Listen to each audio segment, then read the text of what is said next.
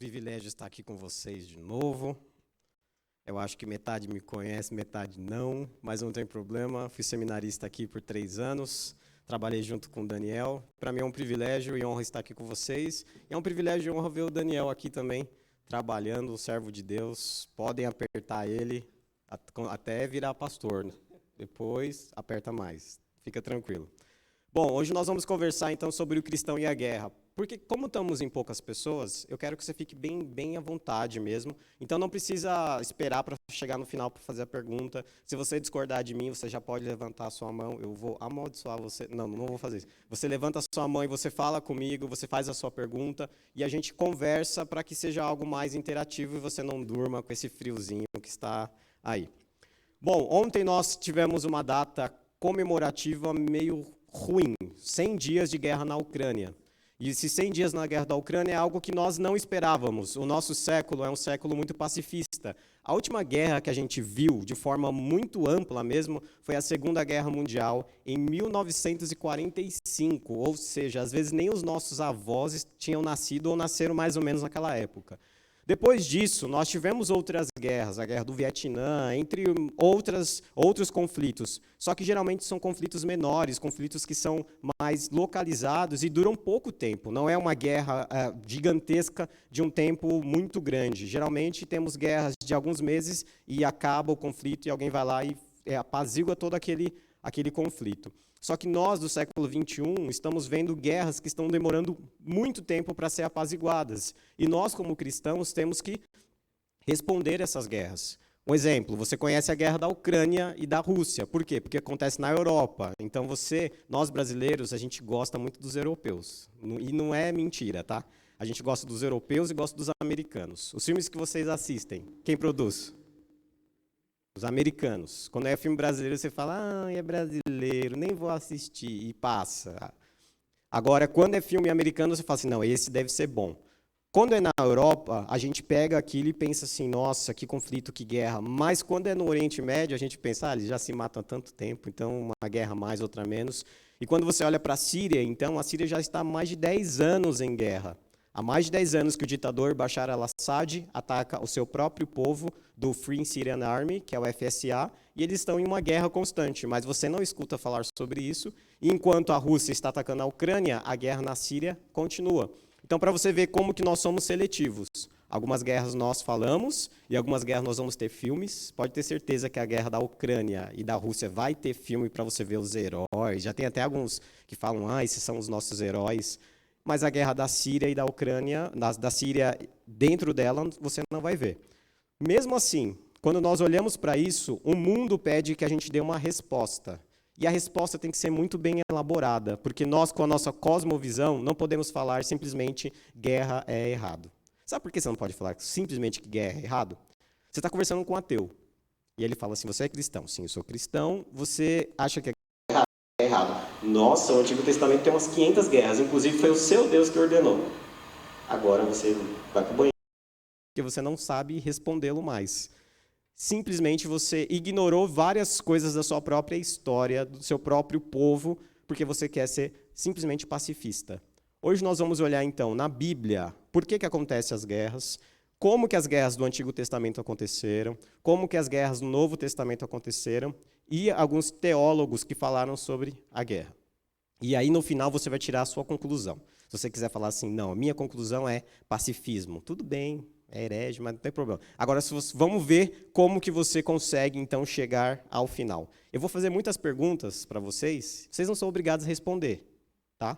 No seminário, eu era o cara que não falava nada. Sabe aquele que senta no fundo e não fala nada? Era eu. Então, quando alguém falava assim, quem foi que descobriu? Não, eu não falava. Então, você fica à vontade se você não quer falar. Mas seria bom você falar. Ainda mais se você souber a resposta, vai mostrar que você é intelectual, vai mostrar que você é inteligente, entendeu? Os que eu não conheço, é a primeira imagem que fica de vocês. Então, vamos lá. Deixa eu passar aqui os slides. Então, essa foi a guerra na Ucrânia. Nós temos, então, o tema, uma análise bíblica, é uma análise bíblica, tá? Do cristão. E mataram o meu slide. Não, apareceu. Uma análise bíblica sobre o cristão e a guerra. O que nós vamos falar de forma bem tranquila? A guerra no Antigo Testamento, a guerra no Novo Testamento, a guerra na história do cristianismo, como que os teólogos interpretaram a guerra, e depois a guerra em nossos dias. Então, eu peço para vocês manterem as perguntas nesses tópicos. Então, por exemplo, quando a gente estiver na guerra no Antigo, não me pergunta, e a guerra de hoje? Aí, calma, a gente vai chegar lá. Pergunta sobre a guerra no Antigo Testamento. Então, nós vamos começar na guerra nos Antigos Testamentos, desde Abraão até os apócrifos dos Macabeus. Gente, Adão e Eva estão lá bonitinho, Adão peca, e eles são mandados para fora do paraíso. Já tem ali um primeiro assassinato, não tem? O que acontece ali? Quem mata quem? O Daniel é o único que eu vou proibir de responder hoje. Quem mata quem? Caim matou Abel. Ele ganhou um ponto comigo, o moço da frente. Caim matou Abel. Isso é guerra? Não.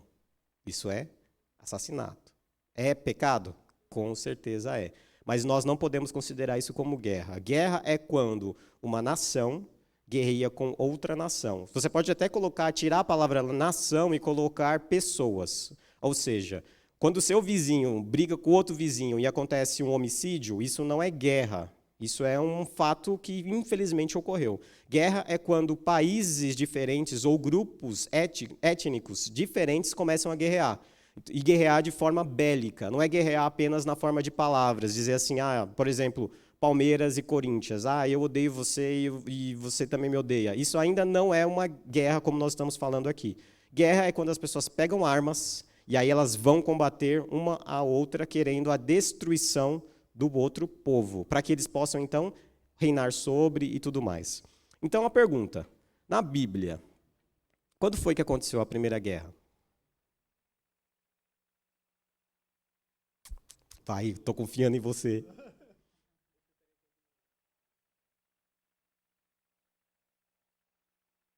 Olha, você achou e você acertou. Tá vendo só? Ele falou assim, quando Abraão foi pegar o sobrinho dele. A primeira vez que aparece a palavra guerra é lá mesmo, em Gênesis 14, versículo 2. É a primeira vez que usa a palavra guerra. Só que depois que aparece aqui, o Antigo Testamento vai repetir essa palavra milhares de vezes. Mas até então, não existe uma guerra fundamentada. O primeiro homem, vamos colocar cristão, entre aspas, porque era judaísmo ainda, mas o primeiro homem de Deus que entrou numa guerra foi Abraão. Talvez você não saiba disso. Você fale assim, Abraão, e hoje é o dia de tirar alguns mitos. Abraão, aquele homem da fé, né? Você sabia que ele matou pessoas? Você sabia que Abraão pegou na espada e foi lá guerrear? E quando você guerreia, você faz o quê? Você dá flor para a pessoa? Oi, tudo bom? Uma florzinha. Agora você deita ali e morre. Não é assim que a gente faz guerra. Abraão lutou em uma guerra. É a guerra conhecida como a Guerra dos 4 Reis contra 5.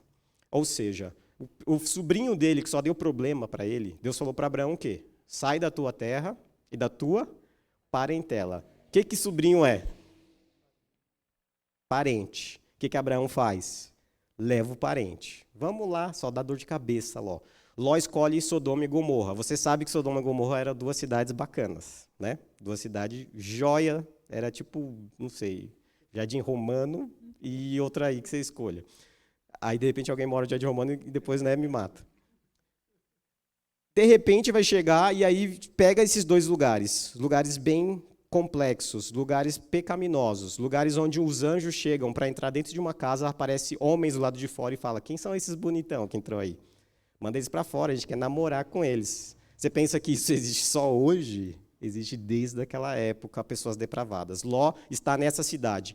De repente, as pessoas entram dessa cidade e vão atacar, aliás, alguns reis entram em Sodoma e Gomorra e capturam Ló, e capturam a sua família.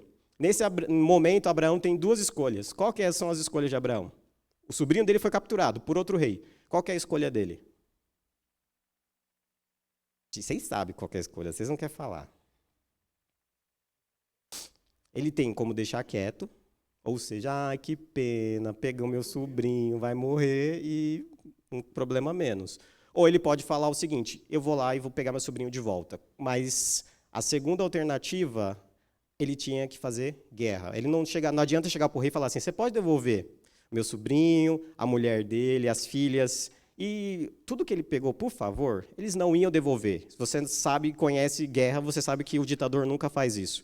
Então ele chama alguns dos seus e eles pegam os seus homens. Abraão tinha servos, tá? Quando você vê a história de Abraão, ele não está sozinho, ele tinha vários servos que o serviam. E ele pega diversos outros reis e faz então a primeira guerra. A primeira guerra que acontece na Bíblia, então, ela tem um significado. É uma guerra de resgate.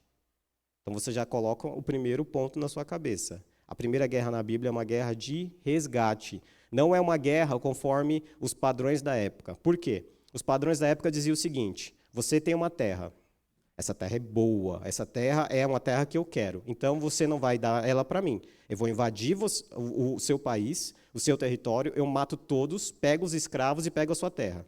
Isso era o que os outros povos faziam. Abraão está indo guerrear porque ele quer a terra? Não.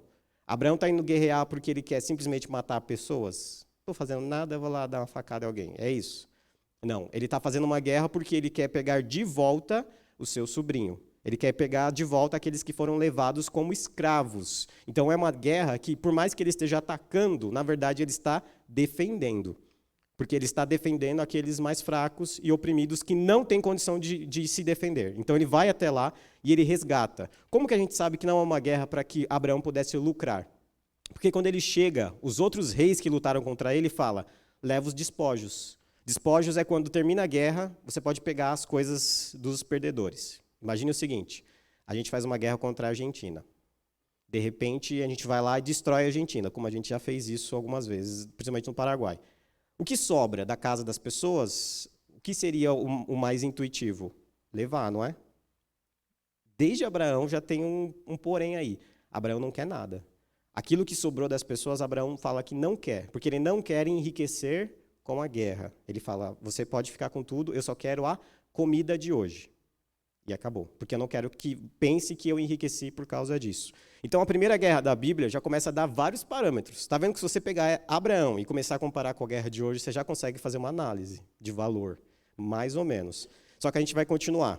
Depois disso, Abraão começa a caminhar, o povo começa a crescer, e aí vem um carinha que vai lá para o Egito ser governador. Qual é o nome dele? José. Só você vai responder hoje, que está todo mundo dormindo. José. José, então, está lá no Egito, ele traz o povo para morar perto dele, não moram no Egito em si, mas moram perto, porque eles tinham criação de gado, os egípcios achavam aquilo uma afronta, então eles estão perto deles, não junto com eles, mas aí quando José morre e o faraó morre, vem outro faraó e fala: quem são esse povo que está ao nosso redor? Não, vamos fazer o seguinte: eles podem chegar e destruir a gente, vamos lá e vamos matar as crianças que têm abaixo de 2 anos e tudo mais, porque aí não tem homem para lutar na guerra. Agora, a minha pergunta para você: qual que era o lado mais cristão? Imagine você que você está morando lá, você é povo judeu, de repente vê um monte de egípcio para matar o seu filho, o que você faria? Defenderia. O que os homens dessa época fizeram? Choraram. Desde aquela época já está faltando masculinidade bíblica. Desde aquela época falta papo de macho na vida dessas pessoas. Então, eles simplesmente não defendem. Quando eles não defendem, os filhos sofrem, mas aí tinha um propósito. Moisés vai para o faraó e aprende aquilo, aprende então a língua para escrever. Chega no momento de Deus libertar o povo, quais são os homens que vão lutar para libertar? Você sabe que Deus não vai simplesmente fazer assim. Deus usa o povo, a própria mão de obra do povo. Agora chega a hora e Deus fala assim: vocês vão sair do Egito. Mas quem que vai lutar? Minha tia, que faz bolo. Quem vai lutar? Não tem homens, porque eles mataram todos. Só sobrou os velhos. Imagine um velho na guerra. Não consegue nem correr. Aí pegam os idosos. E não tem mais ninguém. O mais ou menos que dava para lutar era Moisés. Tanto que ele até mata um dos homens lá. Mas ele era o único. Então imagine Moisés contra todo o Egito. Não tem como. Aqui entra a mão de Deus fazendo o seu primeiro milagre, que é libertando o povo sem ele conseguir. Deus olha para o povo e fala: não vai dar, não vai vingar, não. Isso aí não aguenta um tapa. Então, Deus vai e interfere e traz. E é tanto que você pode olhar que quando na travessia do Mar Vermelho o povo passa, quem Deus mata depois disso? Quem? Vocês estão vivos? Vocês conhecem Bíblia? Quem está no meio quando o mar fecha? o exército. Ou seja, Deus está lutando por eles, porque eles não têm condições. Mas essa luta é algo esporádico. Deus não fica fazendo isso. É só porque não tinha outro meio. Não tinha homem para lutar. Então, simplesmente, Deus tem que agir e Deus, o próprio Deus, luta. Depois disso, nós temos as guerras com Moisés. E aí, o povo tem que lutar. Ah, meu filho, agora começou a nascer criança, começou a ter jovem, começou a ter mais força bélica. E vocês sabem que eles ficam quantos anos no deserto? 40 anos no deserto. Sabe quanto tempo demora para você chegar de um lugar até o outro? Mais ou menos 7 dias, andando. Se você pegar um Uber, vai mais rápido. Eles demoram 40 anos rodando no mesmo lugar, e ali, então, eles têm que fazer guerras com outros povos. E aí é algo muito interessante, que o povo já tinha, desde esse momento, superstição. Vocês lembram que tinha uma história que o povo estava guerreando, e quando eles olhavam para trás, se Moisés estivesse com a mão levantada, eles iam para frente. Quando a mão de Moisés começava a cansar, assim, que ele já não estava muito bem, o que acontecia com o povo? Começava a perder. Então, naquele tempo, já tem até mesmo essas superstições. É tanto que tiveram que colocar 2 madeiras e deixar o miserável assim, o dia inteiro, para que o pudesse ganhar. Nesse momento, então, Deus começa a guiar o povo, e o povo de Deus começa a fazer guerra contra os outros povos. Só que Moisés não é um guerreiro. Moisés é um profeta. Moisés é alguém, um líder, um pastor. E ele morre, só que no lugar dele, nós vamos ter agora o momento mais sangrento da Bíblia. O momento que, se você apertar as páginas dos livros que eu vou falar, cai sangue de montão. Qual é o primeiro livro que começa, então, essas guerras? Você fica quieto, que você está estragando minha... Não, brincadeira. Josué. O finalzinho de Josué a gente não sabe, o finalzinho dali do Pentateuco a gente não sabe, provavelmente foi Josué que escreveu sobre a morte de Moisés, e depois disso começa as lutas em Josué. E a primeira coisa que Deus fala para Josué 3 vezes é: ser forte e corajoso, porque você vai lutar, blá, blá, blá, blá. Ser forte e corajoso, mais um monte de coisa, de repente ele volta e fala: ser forte e corajoso. Porque Josué vai ser um tipo de líder diferente de Moisés. Josué vai ser um guerreiro. Então ele não faz mais a função agora só do sacerdote. Josué ele faz muito mais a função do guerreiro. Nós já temos nesse momento os levitas, que não são aqueles que tocam na igreja, tá? Levita de verdade era aquele que trabalhava no templo e tudo mais. Então chega Josué e Deus fala para Josué o seguinte: através do meu povo eu vou trazer o juízo sobre as demais nações. Ou seja, Deus vai dar uma amostra grátis como que é receber a ira dele. Só que ele não vai simplesmente mostrar a ira dele como se, de uma forma que ele mesmo intervenha. Ele vai usar sempre o mediador ali. E nesse momento, quem era o mediador? Quem é que estava com a faca na mão? O povo de Deus, Josué. Então, Deus vai usar Josué para que Josué pudesse, então, fazer as suas guerras. Só que tem um detalhe. Josué podia entrar em qualquer guerra? Você fala só sim ou não para mim, vai, para você respirar. Sim ou não? Josué podia entrar em qualquer guerra? Não. Josué só podia guerrear quando Deus mandava. Então Josué ficava parado, sem fazer nada, ali em um lugar. De repente Deus falava o seguinte: agora você vai lá até Jericó. Essa vocês conhecem, né? Tem até a musiquinha Vem com Josué lutar em Jericó, que vocês cantam para as criancinhas, e nem se liga que depois disso é um banho de sangue que acontece, né? E você, hey! E é uma chacina que acontece naquele lugar. Quando Deus fala, vai para Jericó lutar e tudo mais, é uma ordem de Deus. Só que Deus fala para Josué o seguinte: você vai entrar nas cidades, você vai destruir aquela cidade, porque aquela cidade atingiu o meu ponto de ira. Deus não faz nada de forma injusta. Tem uma cidade que Deus quer que ela seja destruída, mas a ira dele ainda não tinha chegado no seu limite. E a gente não sabe qual é o limite disso. Nós vemos isso no livro de Jonas, a cidade de Nínive. Ela foi poupada porque ela não tinha atingido ainda o nível de Deus, o nível de ira de Deus. Mas algumas outras cidades já tinham atingido. Então Deus fala: agora você vai lá e você vai exercer juízo. Só que você não vai pegar nada deles. Porque Deus não queria que o povo de Israel ficasse rico com as guerras. Nunca quis que ficasse rico com as guerras. O Deus que ia prover era o próprio Deus, Yahvé. Então eles entram, eles não pegam nada em muitas dessas guerras. A única guerra que eles pegam é a de Jericó, porque eles vão levar os utensílios para o templo. Mas tem um miserável que não escuta a Bíblia, que quando Daniel está pregando está dormindo, e não escutou aquela parte que ele diz: não pegue nada. Ele chega, ele pega uma capa muito bonita, ele pega um pouquinho de ouro para colocar na boca e leva para casa. Só que tem um problema.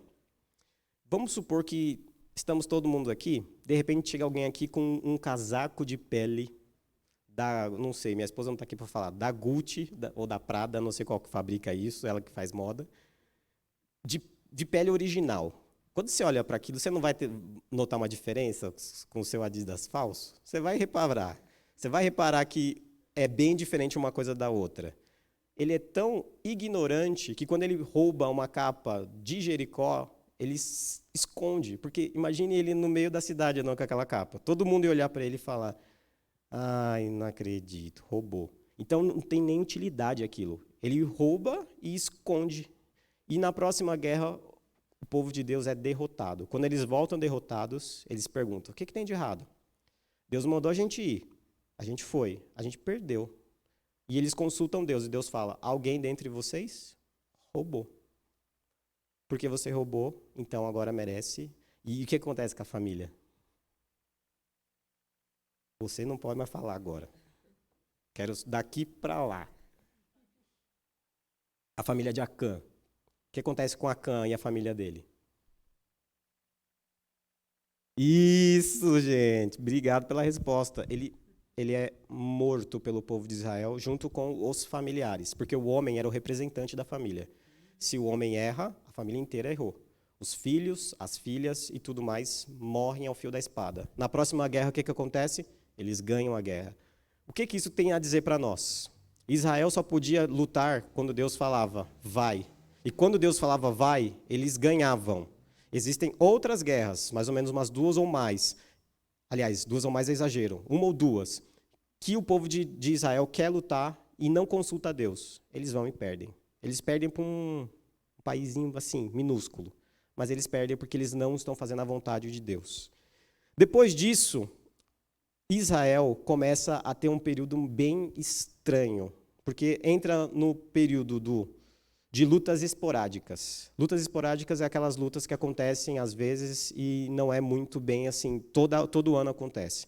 Então nós temos alguns casos. Temos, por exemplo, Gideão. Você lembra de Gideão? Gideão foi a melhor, porque Deus falou assim, quantos homens tem aí? Ah, tem tantos mil. Tá muito. Diminui. Quantos que sobrou? 300. 300 para lutar contra quantos? Milhares. Eles pegaram um barro, um vaso, uma tocha, deram a volta, quebraram e gritaram. O povo começou a se matar. Imagine você lá, fala, ih, esse povo é tudo doido, olha lá, está todo mundo se matando e você ganhou uma guerra sem lutar. É bom, não é? Excelente ganhar uma guerra sem lutar. Acontece isso. Depois nós temos outras pessoas e temos até mesmo o cara mais doido da Bíblia, o cara que, se você olhar para ele, se você falar para o seu filho, seja como esse cara, você bebeu, não é possível que você está falando aquilo, que é um cara mais doido da Bíblia e foi salvo. Maluco, beleza. Quem vocês acham? Doido? Mas foi para o céu. Tem um monte de doido que vai para o inferno. Começa com... fica quieto. Quem é o cara mais louco que você conhece na Bíblia e foi salvo? Está no céu, você vai chegar lá e falar, bicho doido, se tu foi salvo, qualquer um pode ser. Quem? Sansão. Falou pouco, mas falou bonito. Sansão. Sansão era o pior. Se você não sabe disso, é só você ler os estudos. Sansão era nazireu, ele não podia cortar o cabelo, ele não podia tomar nada que vem do suco da vide, ou seja, vinho, suco de uva aurora, nada disso ele podia tomar, era um miserável que não podia tomar nada disso, e não podia cortar o cabelo, porque ele era nazireu, ele era oferecido a Deus. Só que Sansão era tão louco que qual era o lugar que ele gostava de andar? Cemitério. Ele já era gótico desde aquela época. Ele andava no cemitério. Ele ficava... Quando ele via um favo de mel, ele não podia tocar em morto. Ele via um favo de mel na cabeça de um leão. Você ia pegar? Você sabe que o leão está podre. Imagine você, um cachorro na rua, aí é só a carniça. Tem um pouquinho de mel na cabeça dele. Você faz assim, ó. Oh, que maravilha. Fresquinho. Junto com os vermes. Então, ele vai e ele pega de um leão morto. Ele é louco. Ele ficava caminhando onde tinha vide, ou seja, onde a plantação de uva. Imagine você não pode comer açúcar, senão você vai morrer. Aí você fica passeando na Cacau Show, passando a mão na fonte de chocolate assim, depois você lava. Ai, que pena. É esse tipo de loucura que eu estou falando. Ele andava em cemitério, ele andava aonde fabricava vinho. Ele não é assim. Ele não podia casar com ninguém que não fosse do povo dele. Ele casa 2 vezes com a mulher do inimigo. E uma dessas vezes matam ela, ele, para se vingar, pega várias raposas, amarra o rabo dessas raposas, coloca fogo nelas e solta elas na plantação daqueles que mataram a esposa dele. Então, é doido ou não é? Aí você fala para o seu filho, seja forte igual Sansão. Não faz mal isso. Daqui para frente você não pode fazer isso. Mesmo assim, no final, ele cumpriu a vontade de Deus. A vontade de Deus era destruir os filisteus. Ele falou, Deus me devolva as forças, olhos furados. Deus devolve a força, ele derruba. E no Novo Testamento coloca ele nos heróis da fé. Então ainda há esperança para você, tá vendo? Você ainda pode ser salvo, você não é tão louco assim. E ele foi salvo. Depois disso, nós vemos então que o povo de Israel começa... Gente, é um panorama e vocês não estão... Vamos lá. Depois o Novo Testamento é rapidinho, fica tranquilo, que é rápido. Depois disso, nós temos as lutas pelo reino. O povo de Deus fala, a gente quer um rei. Mas é estranho, você já tem Deus como rei.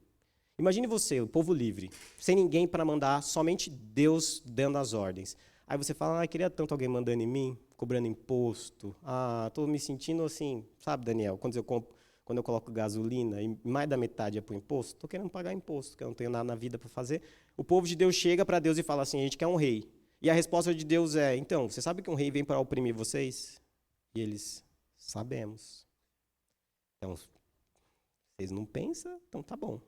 O primeiro rei, então, vem Saul. Saul era forte, bonito, alto. Diz que todas as pessoas batiam no ombro de Saul. Então, todo judeu era baixinho e Saul era forte e tudo mais. Começa, então, agora um reino, não o reino de Deus, mas um reino de Israel começa a ser feito. E começam, então, as brigas agora para defender o rei, defender Saul. Saul se afasta de Deus e chega um outro menino, que é o oposto dele. Você sabia que Davi tinha mais ou menos 1,70 m? Ele era 4 dedos mais baixo que eu. Ou seja, era nada. Você sabia que ele era magrinho? E era ruivo. E quando as pessoas olhavam para ele, achavam muito estranho, porque ele era bonito. Quando você olha um menininho, criado a leite com pera, você olha assim, aquele menino bonito, sensível, cantando... Davi tocava harpa, então ele ficava lá tocando a harpa. As meninas tudo, é o NX0 de Israel. Aí todo mundo lá tocando a harpa. De repente, aquele homem chega e fala, gigante, 2,30 m, tá? Não acreditem no cara naqueles filmes que colocam um gigante gigantesco. Um gigante gigantesco, olha só a palavra. 4 metros, não existe... Você já viu alguém de 4 metros? Então, não existe alguém de 4 metros. Só que um cara que tem 1,70 m, combatendo alguém que tem 2,30 m, parece gigante. Você já viu algum jogador de basquete com mais de 2 metros do seu lado? Uma vez eu fui jogar basquete e tinha um cara de 1,90 m e poucos. É humilhação. Humilhação. Então ele tinha mais ou menos 2,30 m, forte, guerreiro. Davi vai lutar com ele, porque Davi vai lutar em nome de Deus. Então Davi pega aquela pedra, joga na cabeça de Golias e Golias cai. Morto? Não. O que mata? Tá vendo como tem várias coisas que a gente fica assim, a gente quer higienizar a Bíblia. Davi não matou com a pedrinha. Davi jogou na cabeça, o Golias caiu. Você já viu alguém morrer na pedrada? Difícil. A não ser que seja jogar uma pedra e a pessoa está com um carro a 1.000 por hora e aí, beleza. Ou então uma pedra... Ou uma pedra. Agora, é pedrinha, tá? Pedrinha. A pedrinha bate, ele fica tonto, Davi corre, pega a espada de Golias, porque Davi não tem espada, e corta a cabeça. E nisso, ele ganha em nome de Deus. Os filisteus não cumprem a parte do acordo e começam a fugir. Aí os bonitinhos, que estavam 1000 dias lá, sem fazer nada, vão lutar. Porque agora, o menininho do NX0 já ganhou a briga, e aí eles podem ir e atacar. Depois disso, Davi vira um dos maiores líderes de guerra, até que ele para de guerrear. Não por ordem de Deus, mas ele fica de boa enquanto o povo está fazendo guerra. Até que ele sobe e em um dia ele vê a mulher de outra pessoa tomando um banho. Era para ele estar na guerra. E aí vocês sabem todo o desenrolar dessa história. Ao invés dele lutar, ele está vendo o vizinho. E ainda mais o vizinho do outro. E nisso vai trazer diversas desgraças. E vem Salomão reinar. Salomão é filho de quem? De Davi com... E quem é Betseba? A mulher que ele viu tomando banho, que era do amiguinho. Você não podia fazer aquilo que ele fez. Então, olha só, Deus já começa a castigar o reino. Salomão, quando ele chega, ao invés dele falar o seguinte, ninguém tem relação aqui com Israel, eu vou fazer guerra. Salomão é o contrário. Por que não teve guerra na época de Salomão? Porque ele fazia pacto de aliança que Deus não mandou fazer. E como é que você fazia um pacto de aliança naquela época? Você casava com a filha da pessoa. Então vamos supor, vem alguém aqui, Daniel. Daniel tem uma filha. E aí ele quer fazer um pacto comigo. Aí ele vai chegar e falar assim, Gessner, aqui ó, minha filha, Bernardinho, estou profetizando já. Minha filha, Bernardinho, que é um partidão. Estamos um pacto. Que significa o quê? Eu não piso no seu campo, você não pisa no meu, porque agora a nossa família está unida. Salomão não deveria fazer pacto com mulheres que não são da sua própria religião. Salomão fez. Salomão só teve poucas mulheres. Poucas. 1000 mulheres. Só o básico, assim. E aí Salomão faz pactos. Por isso que na época dele, ele vai e fala assim, o sol, vaidade das vaidades, tudo é vaidade. Tudo que eu quis, eu consegui. Aquilo que eu plantei deu fruto. A mulher que eu quis, eu casei. Vaidade das vaidades. Você fala, miserável, vaidade mesmo. Porque olha só, você fez acordo para não ter guerra, para se safar da guerra. Então ele faz acordos políticos que Deus não mandou ele fazer. Aí você fala assim, pastor, mas não aconteceu nada com ele, né? No final da vida ele ficou louco. E ele até mesmo ofereceu um dos seus filhos em sacrifício a Baal. Então não aconteceu nada? O homem mais inteligente no mundo fica louco no final da vida. Louco. Então tome cuidado. Case uma vez só. E case bem casadinho, para que dê tudo certo. Ele faz acordos. E isso traz desgraça para o seu reino. E o filho dele, chamado de... Está acabando a história. Estou dando um panorama. Que a gente tem o quê? 1 ano de panorama bíblico. Roboão. Acho que é. Ele é bom. Ele fala assim, acho que é. Tá certo, menino. Você vai ganhar um doce do Daniel quando você sair daqui. Roboão. Roboão é o filho de Salomão. Aí ele assume e ele fala assim, vou perguntar para os mais velhos o que eles acham. O que vocês acham? Colocar mais imposto ou diminuir o imposto? Os mais velhos falam, diminui o imposto. Já construiu o templo? Não, diminui o imposto. Aí ele vai perguntar para os amigos assim, aumenta. Aí a gente vai ter mais grana. Opa, aumenta o imposto. Ele escuta os mais velhos ou os mais novos? Os mais novos. E ele aumenta o imposto. E tem uma rebeldia no reino. E aí o reino de Israel é separado em 2. O reino do norte e o reino do sul. E o reino do norte é mais castigado, porque Roboão faz bezerro de ouro e fala, olha, tá vendo Iavé? Iavé é um nome que só é dado por Deus, um nome santo, sagrado. Tá vendo Iavé?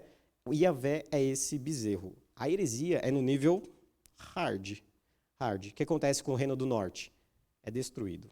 O reino do sul ainda tem um pouquinho de respiro, porque tem uns miseráveis lá ainda, que estão orando, que estão fazendo algumas coisas boas, mas o povo para. E o povo começa a ir para a igreja porque tinha medo de ir para o inferno. E a gente não vem para a igreja por medo de vir para o inferno. A gente vem porque nós amamos Cristo. É por isso. Não é medo de inferno nenhum.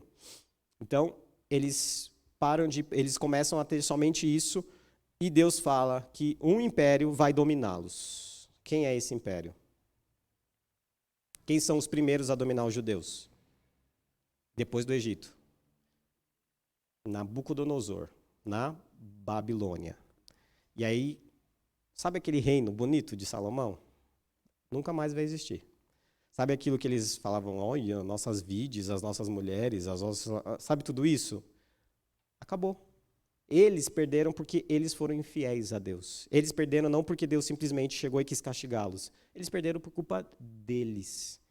E então Deus traz a Babilônia, traz Nabucodonosor, invade Jerusalém. E lembra o templo de Deus? Você lembra o que acontecia com alguém que tocava a Arca da Aliança? Essa pessoa morria. A Babilônia entra dentro do templo e não morre. A Babilônia pega a Arca da Aliança, e a gente não sabe o que aconteceu, provavelmente foi destruída. Nós falamos assim, um dia vamos achar a Arca da Aliança. Eu duvido que você vai achar essa Arca da Aliança, porque tinha muito ouro, então eles derretem e fazem outras coisas. Eles pegam tudo aquilo, não morrem, porque a ordem era para os israelitas, levam para a Babilônia, levam os 4 meninos lá, Daniel e seus amigos também para lá, E depois de 70 anos eles voltam. Mas quando eles voltam, Jerusalém é uma cidade destruída. Jerusalém não tem mais o templo de Salomão. E não é esse templo que está lá no Brás. Tá? O templo de Salomão era de madeira. O templo que está no Brás é o templo de Herodes, porque contrataram o teólogo errado na hora de fazer lá. É o templo de Herodes que está lá, e ele chama de templo de Salomão. Mas tudo bem, não contratou o Daniel para fazer lá. É o templo de Herodes, o templo de Salomão era um templo de madeira. Eles reconstroem o templo, e as pessoas que conheciam o templo antigo começam a chorar porque o templo novo é muito ruim. E as pessoas que nunca viram um templo começam a chorar de alegria, porque falam, finalmente a gente vê um templo. Então, no texto, lá em Neemias e Esdras, diz que você não sabe quem está chorando por qual. Mas o segundo templo, eles falam, muito pequenininho, é o templo de Zorobabel. Depois disso, nunca mais o povo de Deus vai ser uma nação. E por isso que eles esperam um Messias que faça o quê? Por que o judeu até hoje não acredita que Jesus Cristo era o Messias? Porque eles estão esperando um Messias que devolva para eles a glória que eles perderam. Então eles acham que vai vir um Messias, alguém que vai redimir o povo e vai trazer o reino de Deus para quem? Para eles, não é para a gente que está aqui. Se você não é judeu, você está fora de tudo isso. Quem vai dominar?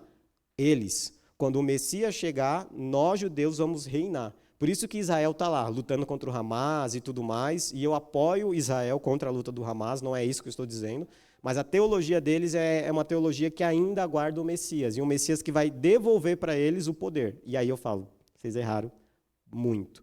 Porque todas as vezes que eles escutavam o reino de Deus, eles achavam que era o reino de Israel. Jesus Cristo fala que ele veio para colocar um outro tipo de reino. E os judeus olhavam para aquilo e falavam, não, a gente não quer.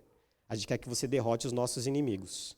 E aí tem, isso aqui não está na Bíblia, isso aqui está na história, que é o livro de 1ª e 2ª Macabeus. Se você já foi católico, ou se você é alguém curioso, na Bíblia católica tem os 2 livros, mas não são livros sagrados, são livros históricos, só para você conhecer.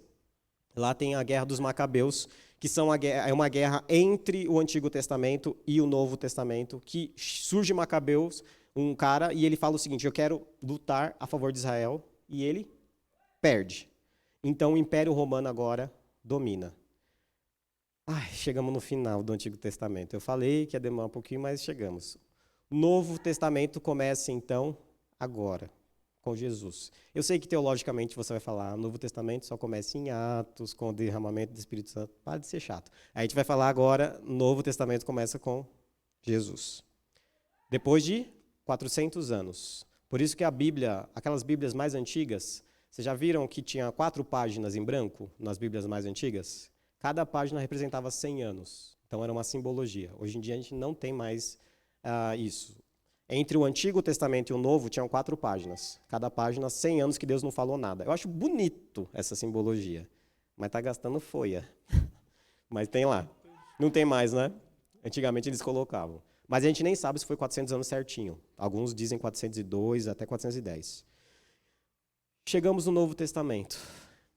Quem está mandando nos judeus? Isso, os romanos. Já passou os persas, com o rei Dário e outros caras. Os persas perdem. Judeu virou, como é que eu posso dar um exemplo disso? Virou barraco. Sabe, barraco de favela. De repente chega um comando vermelho. Aí eles dominam a favela, alguém mora lá. Aí chega o PCC e mata o líder do comando vermelho. Agora troca de dono. Mas o cara que está morando lá na favela, ele só mudou o dono dele, ele continua morando lá. Aí, de repente, mata o PCC, vai surgir, sei lá, o comando de tráfico do Daniel. Aí vai lá e pega. Ou seja, ele é dominado por todo mundo, mas ele não domina mais nada. O judeu, a partir daquela época, ele não tem mais domínio de nada. Então, quando os gregos estão por perto, eles não podem fazer nada. Quando os romanos chegam e dominam Jerusalém, os judeus não podem fazer nada. Judeu não pode mais matar. Judeu não pode mais sentenciar ninguém à morte. Por isso que aquela história, quando Jesus, que uns vão falar que não estava ali, mas vamos colocar um exemplo. Por isso que aquela história, quando Jesus vem uma mulher adúltera para conversar com ele, e os judeus falam para ele, o que você vai fazer? Por isso que aquela história é uma pegadinha. Só que Jesus é mais sábio que nós. Porque se Jesus fala assim, condena, Eles vão falar assim, você quer condenar alguém à morte? Eles iam contar para os romanos. Olha, César, tem um judeuzinho lá que está condenando as pessoas à morte. Os romanos vêm e matam Jesus. Se Jesus fala, não condena, eles falam, você acabou de quebrar a lei. Então você é herege, anátema. Saia daqui. E Jesus chega, muito inteligente, e fala, vocês estão achando que vocês vão pegar o pai? Não vai nada. Simplesmente, ninguém tem erro aqui? Taca a primeira pedra nela, fica à vontade. E é erro no processo, não é erro só de pecado. Porque cadê o homem? Você já viu alguma mulher adulterar sem um homem? Sozinha na esquina, se abraçando? Ah, adulterou. Cadê o homem que não estava no julgamento? Cadê o processo que acontecia no sinédrio, não acontecia no meio da rua? Jesus fala, se vocês acham que vocês estão fazendo isso aqui direito, taca a pedra nela. O primeiro que se ligou são os anciãos, que sabia que estava tudo errado. Então, Jesus Cristo está sobre o Império Romano. Cansei de falar. Perguntas, para eu beber uma água. Perguntas do Antigo Testamento aí.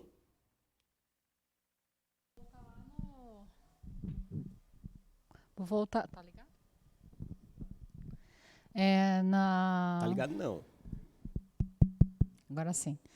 Voltando lá na passagem do povo de Deus, lá na ocasião do Egito, quando você fala, né, que Moisés, eu imagino que ele já era ancião. Nunca tinha parado para pensar nisso, né? Que o Senhor guerreou pelo povo porque não havia homens do povo de Deus, né? Para guerrear. Uma curiosidade, eles eram o quê? As mulheres já tinham filhos, né? Deviam ser crianças? Sim, eles eram, no máximo, ali uns adolescentes. Ou anciões. Porque assim, o judeu ele é diferente de nós.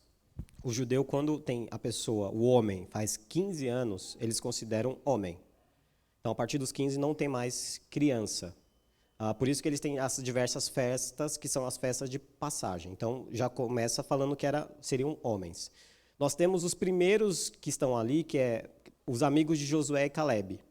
Então, a gente não sabe qual era a idade fixa desses homens, mas eles não eram homens que não tinha muitos homens que estavam aptos a essa luta, por serem ou muito novos ou muito velhos. Então, tinha um gap, tinha uma falta de homens na época militar muito grande no meio. Então, eles não tinham a condição de lutar por causa dessa falha. Essa falha, a gente pode colocar que não era uma falha gigantesca, porque depois disso as mulheres voltaram a ter filhos homens, normalmente.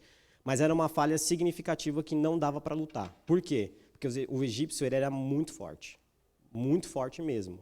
E além disso, os homens naquela época eram escravos. Então eles não tinham, por mais que a gente vê nos filmes lá, os escravos tudo fortão, né, escravo não recebia comida suficiente. O escravo, aqueles monumentos que você vê hoje em dia lá no Egito, muitos judeus morreram fazendo aquilo. E quando morria um, eles só tiravam e vinha o outro. Então não eram homens que estavam aptos para a luta.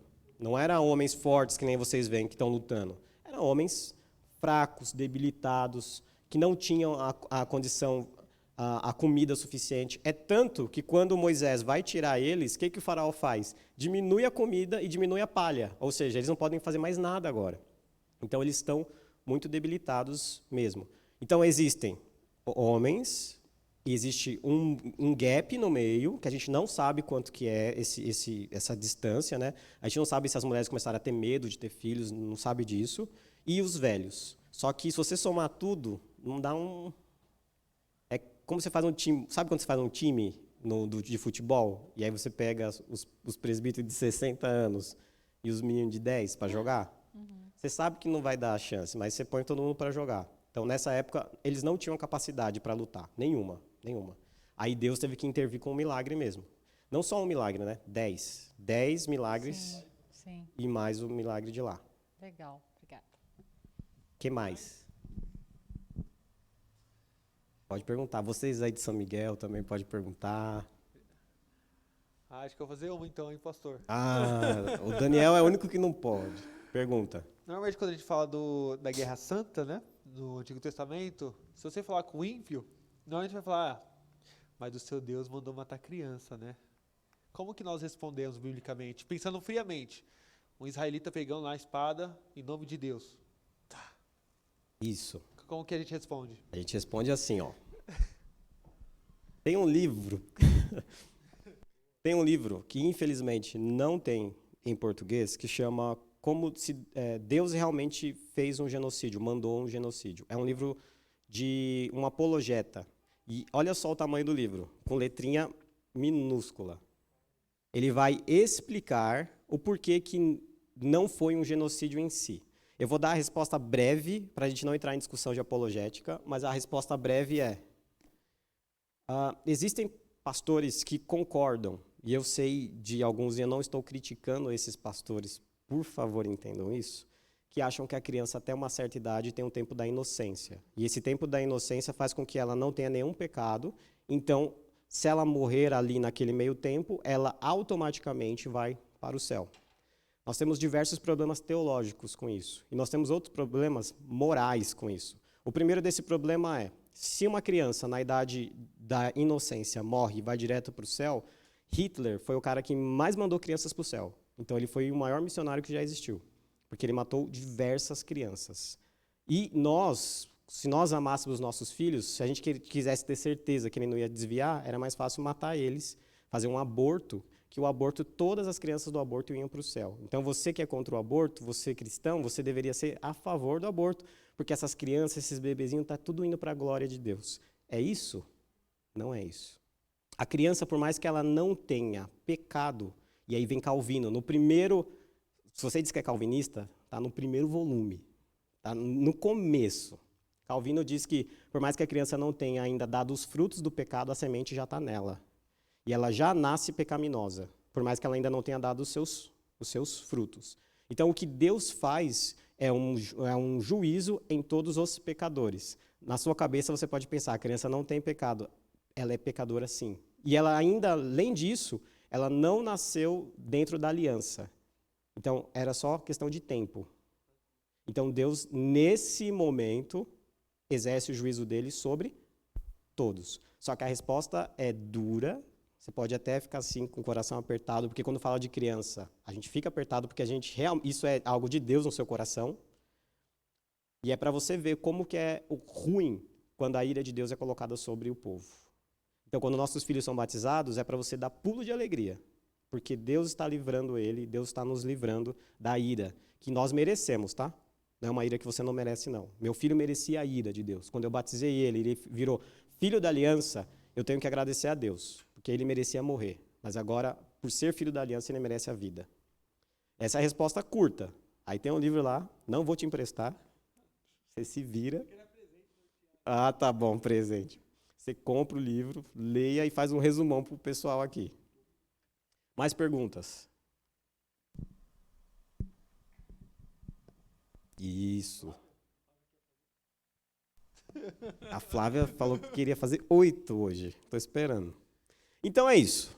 Depois do Antigo Testamento, nós entramos no Novo Testamento. Por que que muita gente fala assim: nossa, o Deus do Antigo Testamento é um Deus ruim, um Deus bravo, um Deus que luta. E o Deus do Novo Testamento é um outro Deus, um Deus passivo e tudo mais. Você sabe que é o mesmo Deus.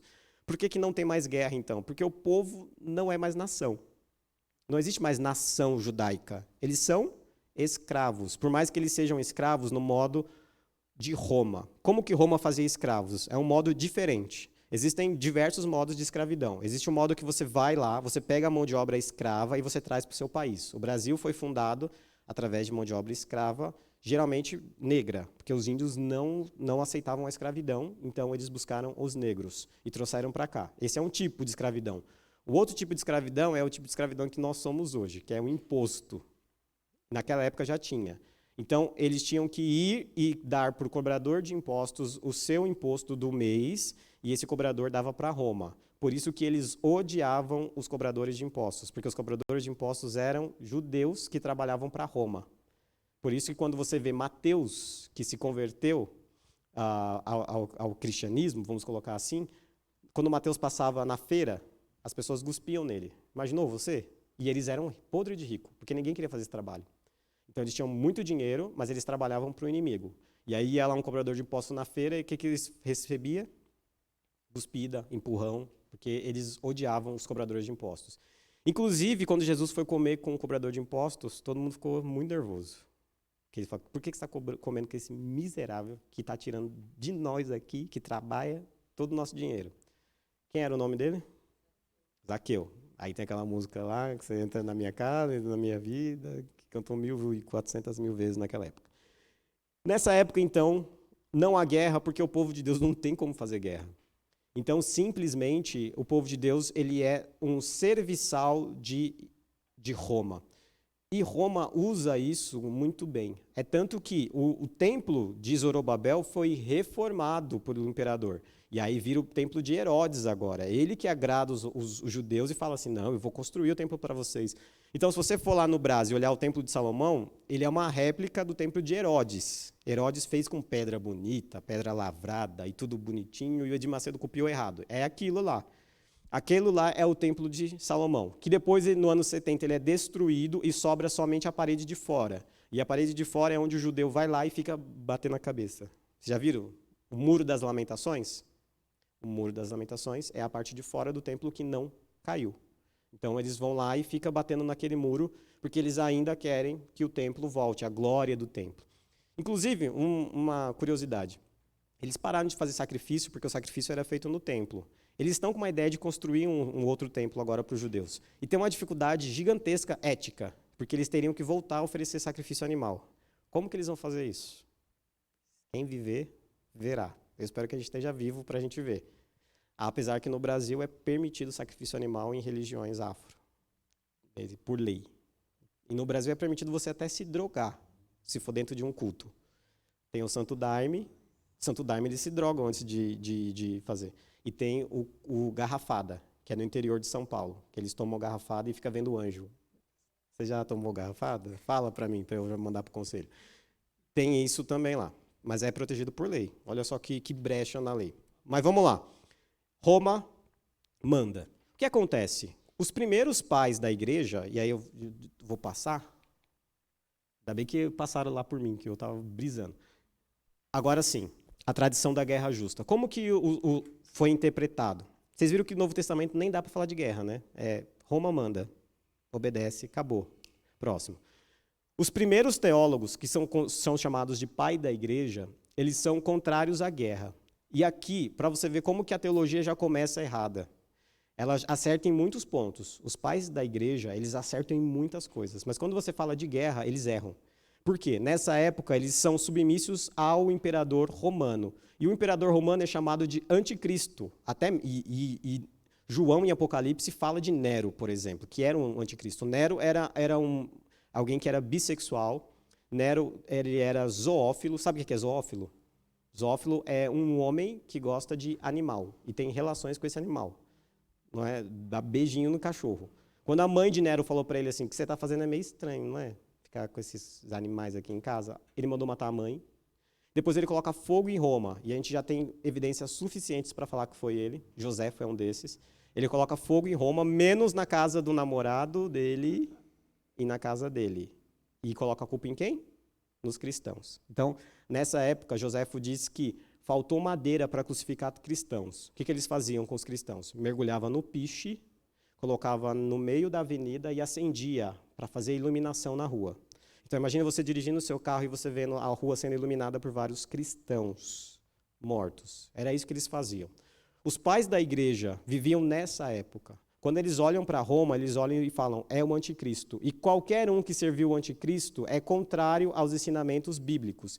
Entenda, a teologia é feita num contexto, dentro de um contexto. Ela não é feita fora desse contexto. Então, quando eles olhavam para isso, eles falavam assim, Roma é errada. Então, quando um soldado romano se convertia, eles falavam que o soldado deveria desertar da sua posição e agora vir para o cristianismo. E o cristianismo deveria ser, ao contrário de Roma, pacífico. E pacífico ao extremo. Qual que é o grande problema disso? Essa teologia está sendo feita de acordo com a cultura, não de acordo com a Bíblia. O que eu acabei de falar do Antigo Testamento? Bem pacífico, não é? Antigo Testamento, calminho, calminho, assim, todo mundo tomando um chazinho de erva cidreira, não é? E falando assim, escraviza nós, a gente não quer mais saber da vida. É assim? Não é. É eles lutando. Então, os pais da igreja, eles erram quando eles vão falar da guerra, porque eles estão num contexto um contexto que eles estão sendo perseguidos. E se você estivesse nesse contexto, talvez você também teria errado. Você não ia olhar para Roma e falar assim, se converteu? Sai daí. Não, você tem que largar. Agora, coloca no nosso contexto, se a gente segue o que os pais da igreja dizem. Imagine se um policial militar se converte. Ele tem que sair da polícia? O que vocês acham? Tem que sair da polícia. Não. Por que não? Porque servir ao Estado não é um empecilho para servir à igreja. A não ser que comece a ter perseguição religiosa. Aí muda o cenário. Então, os primeiros pais da igreja, eles são contrários a qualquer tipo de guerra. Então, eles começam com um pacifismo extremo. E isso é um erro. Gente, vamos colocar um ponto, para ficar bem claro. A Bíblia já está fechada. A Bíblia ela tem ali nos pais da igreja alguma discussão sobre o cânon, mas na mente de Deus já está fechadinho o que é. A gente sabe que isso vai ser feito mais para frente. Mas os textos sagrados já estão definidos. Depois dos textos sagrados, o homem erra. Qual é o texto que não tem erro? Nenhum. É a Bíblia. Então, a teologia feita no primeiro século, ela não é inerrante, ela não é sagrada, ela é uma interpretação das sagradas. Então, pode ter erro, como tem alguns erros.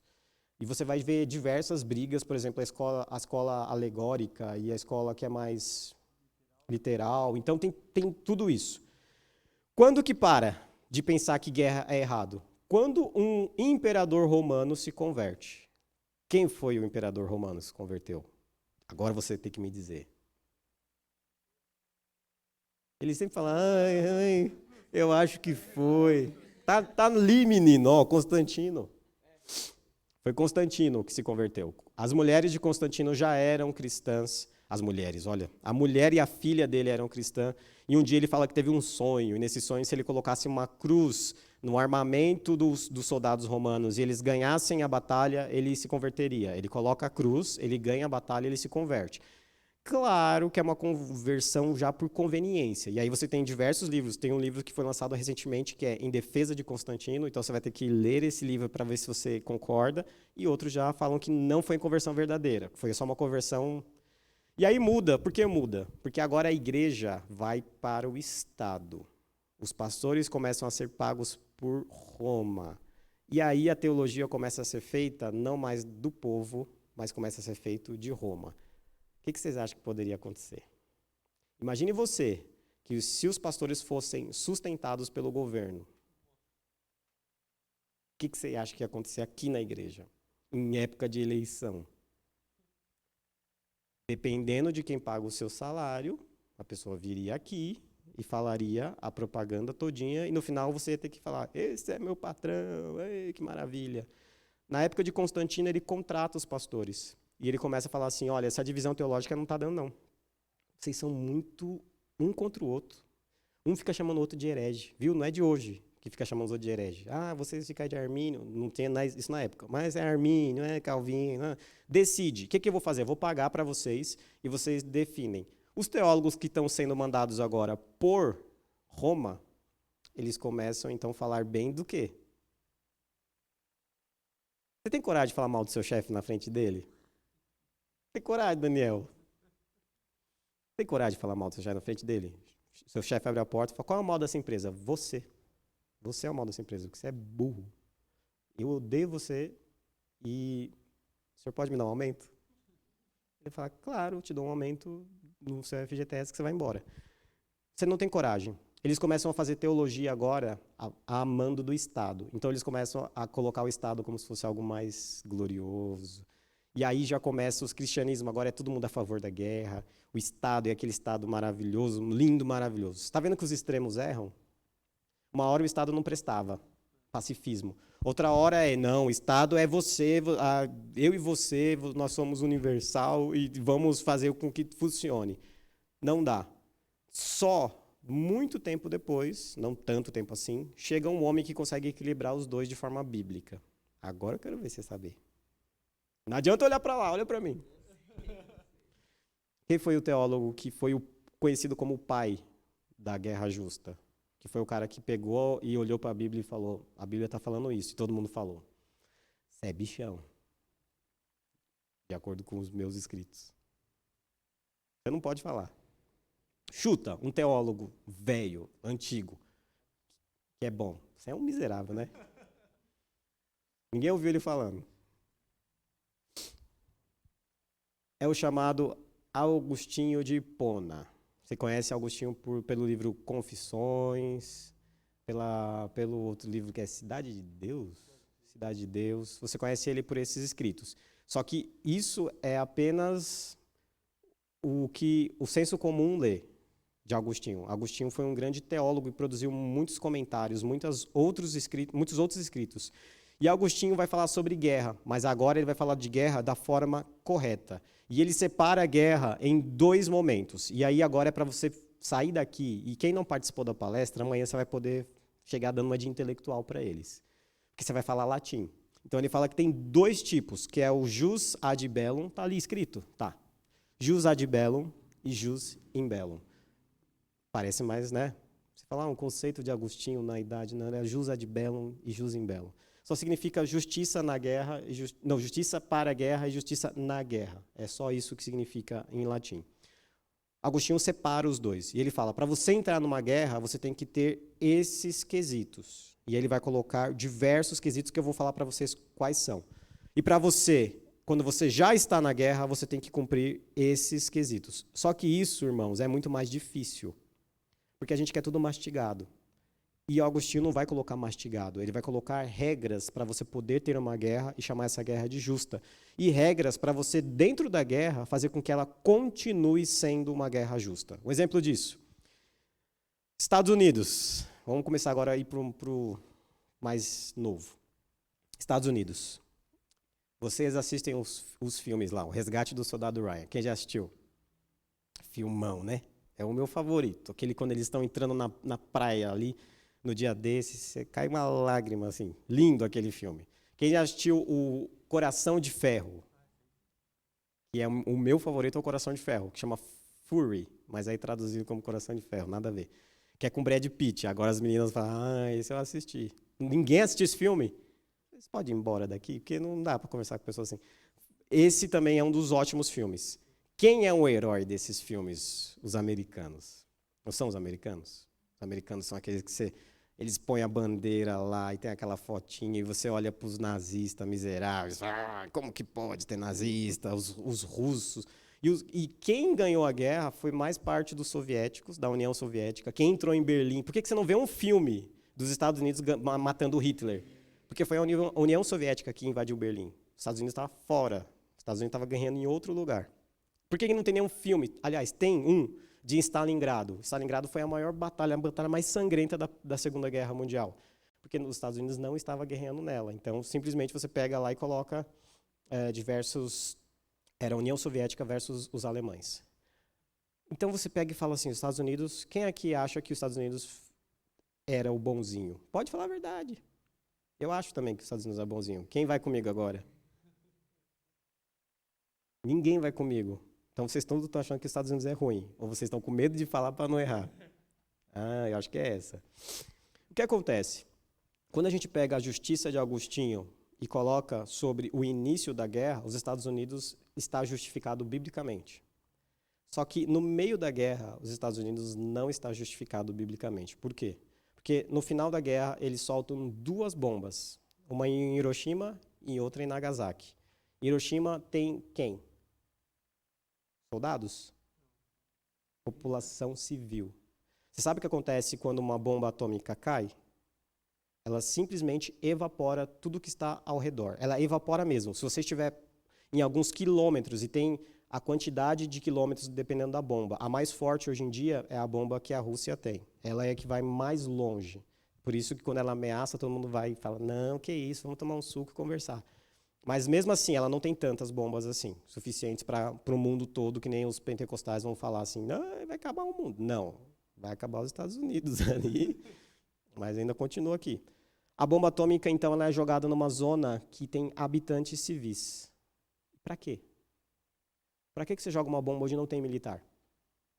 Qual é o sentido disso? Você acha que isso é justo? São pessoas que estão lutando a guerra? São pessoas que têm a capacidade de simplesmente se defender? É um golpe baixo.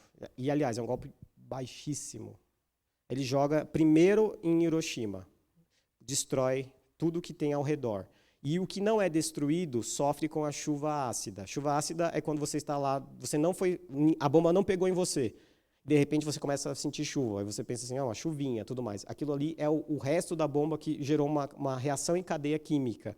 E ela cai sobre você e você morre quando aquilo cai em cima de você. Ou você fica deficiente, de tão forte que essa bomba é. O lugar que a bomba cai, você não pode mais habitar ali por vários anos. Depois disso você pensa assim, vai acabar a guerra. Só que o ditador, vamos colocar assim, o imperador japonês não cede. Alguns dias depois ele vai lá e taca outra bomba. E agora de Hiroshima ele vai para Nagasaki. Quando taca a bomba em Nagasaki, quem morre de novo? Civis. Alguns dizem que são 200 mil pessoas por uma bomba só. Consegue destruir. E a guerra acaba, todo mundo celebra e começamos a fazer filmes. Só que a gente tem que olhar para os Estados Unidos e falar para eles, vocês estão errados.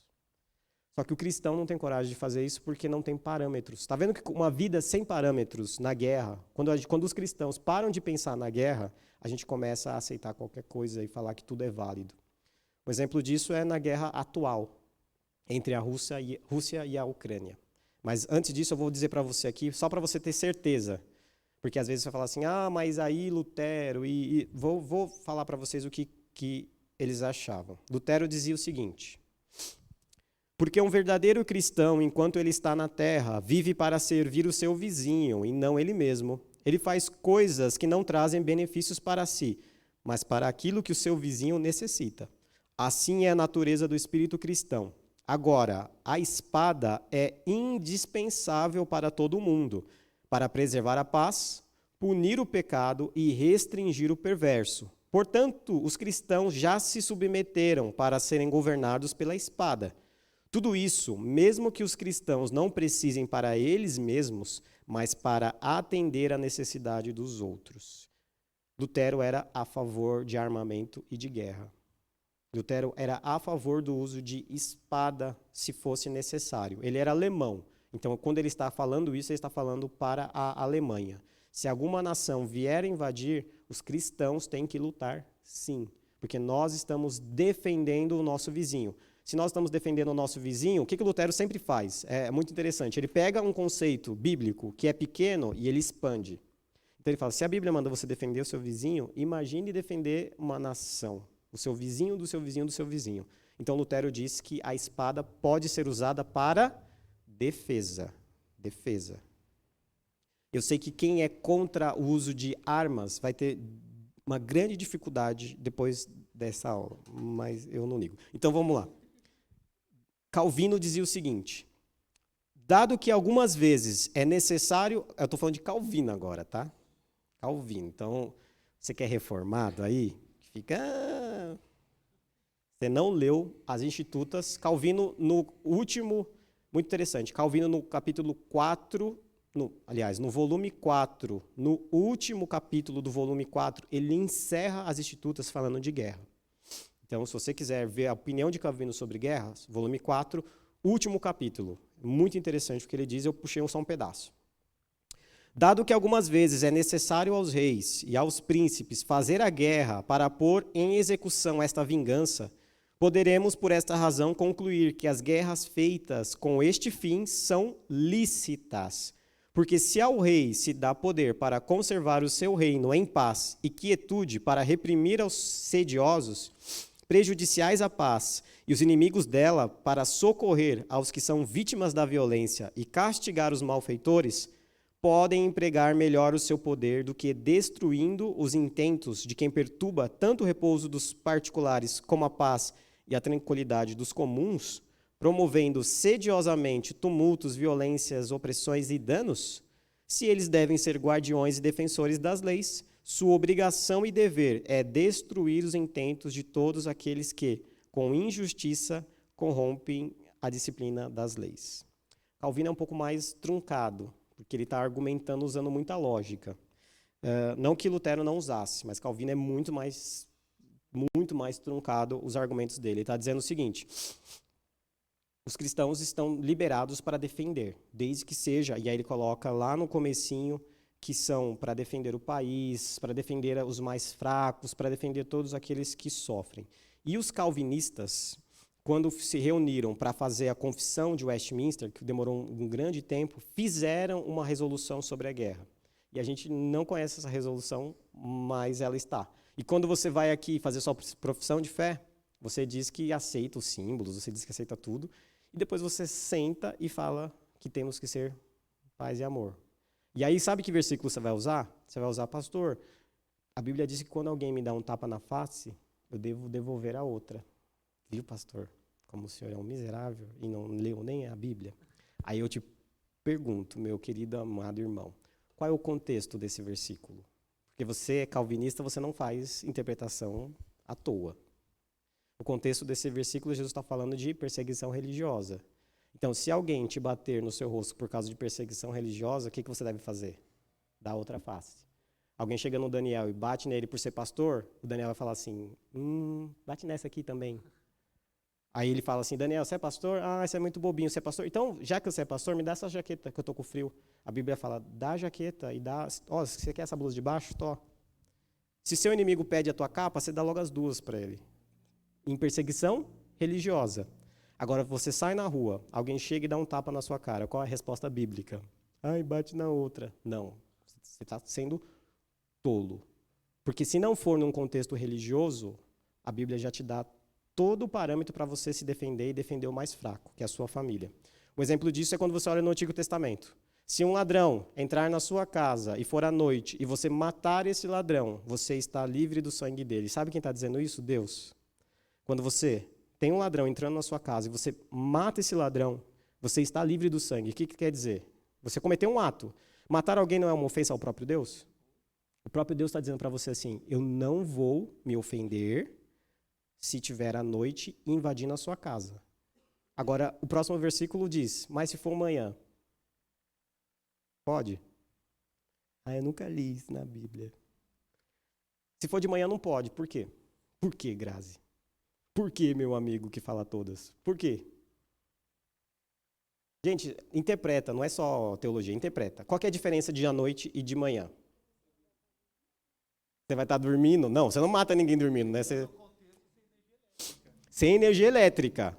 Não era agora que você põe a luzinha do seu celular e fica, sai daí, morrendo de medo. Não tem luz, tá num breu. Você tá vendo alguém entrar na sua casa. Deus fala, vai lá, meu amigão, não manda a mulher não. Resolve o problema. Agora, de manhã, o próprio contexto fala assim, mas se for de manhã, não. Aí, não é nem teologia, é coisa básica. De manhã, olha só a diferença. A pessoa está entrando à noite. Você sabe qual que é a intenção dela? Um breu, tudo escuro. Alguém está entrando no seu quintal. Você sabe qual é a intenção? É para te evangelizar? A pessoa estourou o portão da sua casa e abriu assim e fala, o senhor quer conhecer Jeová? Aí você, meu amigão, essa hora. Ah, eu não quero, não. Vai embora daqui.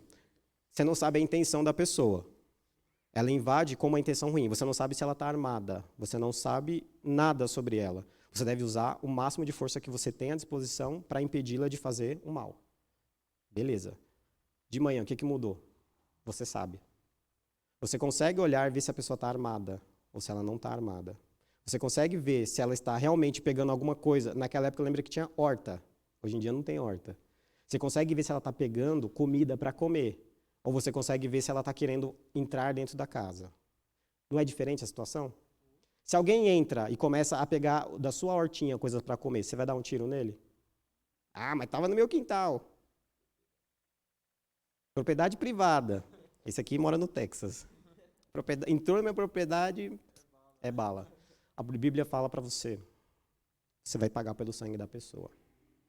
Agora, quando nós não temos a condição de verificar o que ela quer, a Bíblia tira isso. Aí você vai me jogar um segundo argumento. Ah, pastor, lá em Êxodo 20 fala, não matarás. Eu não posso matar ninguém. É mesmo?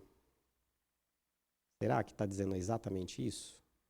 Porque se Deus falou não matarás, e depois ele pega o povo dele e manda matar, ele é um Deus esquizofrênico. Que uma hora fala uma coisa e outra hora fala outra. Mas eu e você sabemos que nosso Deus não muda, e nosso Deus é perfeito. Então, quando ele diz algo, ele diz algo que é válido. Então, por que Deus fala? Está vendo como é perigoso você dizer isso? Está dizendo não matarás, pastor, em toda circunstância. Beleza, agora você tem um problema teológico gigantesco nas suas mãos, que você não tinha antes. Qual é a diferença, então? No hebraico, a gente não consegue, no português a gente não consegue fazer muita diferença linguística, mas no hebraico a gente consegue. Então, a diferença, vou dar para vocês aí, o Daniel me ajuda nessa. A diferença de assassinar e matar. Qual que é?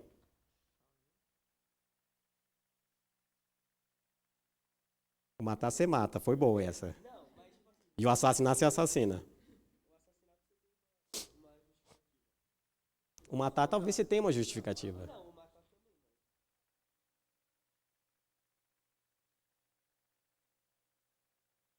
A própria lei brasileira também já faz uma distinção do doloso e do culposo, que é muito estranho, porque o doloso é o que você fez porque quer, e o culposo você não quis, você não tem culpa. Mas uma diferença bem grande. Por exemplo, quando você está com muita fome, e vou lembrar da minha época aqui na minha avó. Minha avó tinha um criador de galinhas, e eu fiquei traumatizado por isso, tem que ir no psicólogo. Aí ela pegava a galinha no pescoço e fazia assim, ó. A galinha fazia... E já era. E eu ficava super assustado. Minha avó pegava a galinha, jogava na água quente e começava a tirar as penas na minha frente. Aí aquilo ali já é terapeuta. Aí tirava tudo lá e fazia uma canja de galinha. Foi assassinato que ela fez? Minha avó vai presa, vai chegar a polícia lá, a senhora matou uma galinha aqui, vai pro Chilindró, senhora. É diferente, não é? É assassinato? Não é assassinato. Mas é morte. Mas é morte.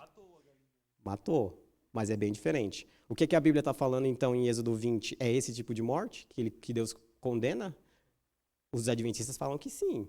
Porque o adventista fala que você tem que comer vegetal. A maioria são vegetarianos porque eles olham Daniel, não esse aqui, o da Bíblia, eles olham lá Daniel e falam o seguinte, ó, o verdadeiro crente tem que consumir aqui. Mal sabe as delícias do mundo que eles estão perdendo. Então, isso não é um assassinato, isso é uma morte, mas é uma morte que Deus deu para a gente fazer se for para consumo. Não uma morte que você pode chegar matando todos os animais e falar assim, pronto, vontade de Deus. É para consumo. E Deus até proibiu alguns animais de consumo. Tem até isso lá. Agora, a diferença é, o seu vizinho pisa no seu pé, você lá e mata seu vizinho.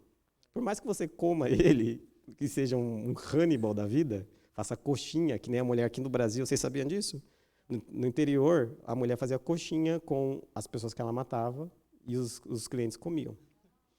Então, talvez você tenha pedido e talvez esteja aqui no lanchinho de hoje. É brincadeira, senão ninguém vai comer hoje, né? Ai, desculpa estragar para vocês o lanche. Então, mesmo que você consuma aquilo, Deus chama aquilo de assassinato. Qual é a diferença? Você tem que saber explicar. Se você pegar um ateu, por isso que tem uma matéria chamada apologética. Se você pega um ateu, ele vai pegar nesse ponto e você não vai saber responder ele, vai ficar com... A diferença é muito grande, irmãos. Uma coisa é a permissão de Deus para os animais, outra coisa é a não permissão de Deus para um assassinato motivado por vingança e qualquer outra coisa. É tanto que Deus fala que a vingança é de quem? Dele. Você não pode se vingar. Quando alguém faz algo ruim para você, você não pode dar na mesma moeda, porque Deus fala, eu vou dar na mesma moeda para a pessoa, não você. Então, quando alguém pisa no seu pé e você comete um assassinato, você está tirando de Deus a vingança, colocando a vingança nas suas próprias mãos. E o que acontece quando você exclui Deus da jogada e coloca você na jogada? Você assume as consequências do seu próprio erro, como Adão assumiu. Ou seja, você vai para a cadeia. Então, a questão da guerra não é não matar, não assassinar, na verdade. A morte, nesse contexto de guerra, ela é uma morte permissível por conta da defesa. Porque, infelizmente, a única forma de você impedir do mal acontecer, não adianta você querer dar flores. Não adianta você querer sorrir. Por exemplo, a Rússia invadindo a Ucrânia. Você chega lá para o Putin e fala para ele assim, toma uma caixinha de doce. Não vai impedir ele. Qual é a única forma de você impedir ele? Destruindo ele, cessando ele. Só que aí, então, para encerrar, vamos olhar um pouquinho as guerras de hoje.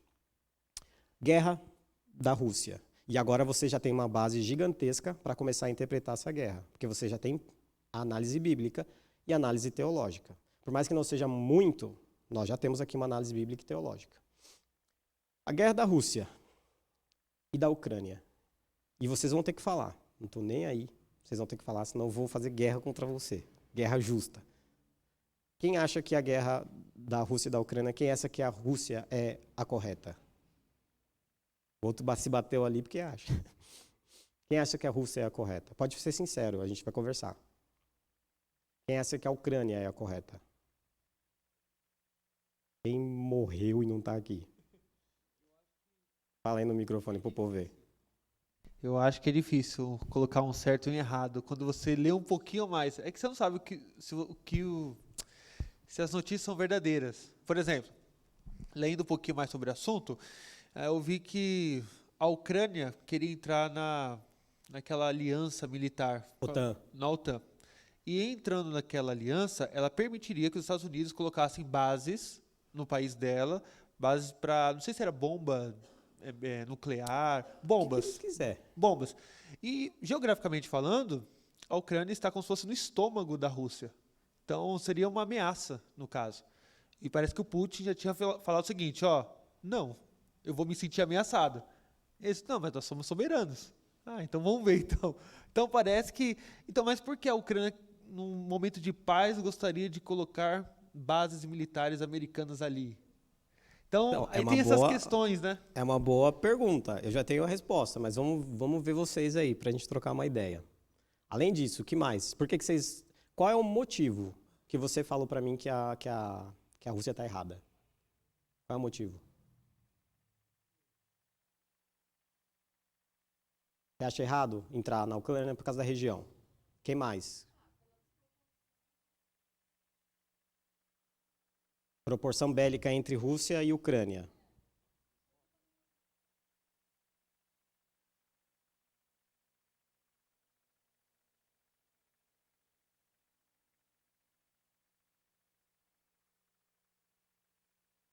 Sim, muito interessante. Desculpa, esqueci, senão não vai sair lá. Muito interessante. Não, é que eu vi alguns vídeos aí falando que o povo da Ucrânia foram alguns soldados presos e verificaram que eles têm ali tatuagens e tem ali uma cultura querendo renascer com o nazismo, né? Uhum. Que foi o inimigo dos russos. Dos russos durante a Segunda Guerra. Então, mas esse daí é um ponto a favor da guerra. É um ponto a Para favor os russos, para né? os russos. O que mais? Quem mais vai se posicionar aí? Quero que todo mundo dê uma pitadinha, pelo menos. Os meninos ali que são novos, gostam de guerra. Esses aí tem cara de intelectuais, hein? Ele tem. Esse de óculos tem cara de inteligente. Eu ouvi dizer também que os russos, agora um ponto negativo para eles, é que eles têm um acordo em papel, né, uma aliança com a Ucrânia, que não sei se foi depois da Segunda Guerra ou da Guerra Fria, que eles falaram o seguinte, entregue as suas armas nucleares e nós vamos assinar um tratado que nunca, never, nós invadiremos o seu país. Parece que eles quebraram, lógico, quebraram Lógico isso, que né? eles quebraram esse acordo. Esse acordo é real, mas eles quebraram. Sabe o que é o problema? A gente esquece a história. Hitler quebrou todos os acordos que ele fez. Então, chegava lá o Chamberlain, que era o primeiro-ministro da Inglaterra, quando ele chegava lá com Hitler, o Hitler falava assim, não, nunca, eu parei na Polônia. Eu parei, meu filho, não quero saber de guerra não, parei aqui. Ele assinava um tratado. Na outra semana ele invadia. Então, o que acontecia? A Inglaterra falava assim, e você tem um vídeo clássico no YouTube, que é o Chamberlain chegando com um tratado assinado. Ele faz assim, ó. Aí todo o povo, aí toca a banda, todo mundo lá assim, e na semana seguinte. Quando você está numa guerra, ainda mais com um ditador desse, você não pode confiar. Quando a Ucrânia entregou as armas, foi a maior burrice que eles tiveram. Mas eles entregaram porque o presidente era de viés russo. Tem isso também. Mas vamos lá, então. Vamos analisar, já que vocês... Biblicamente, tá? Eu dei para vocês vários parâmetros. Um dos primeiros parâmetros. A Rússia diz que quer invadir a Ucrânia para desnazificar o país. Ou seja, tirar todo o contexto de nazismo e, depois disso, voltar ao seu país de origem. A minha pergunta, a invasão para desnazificar, ela é biblicamente correta ou errada? A Camila falou correta. Porque tem a questão da soberania do país, né? Agora ficou legal, porque vocês vamos usar a apologética de vocês, debate. Fala para mim, por que que tá correto ou errado?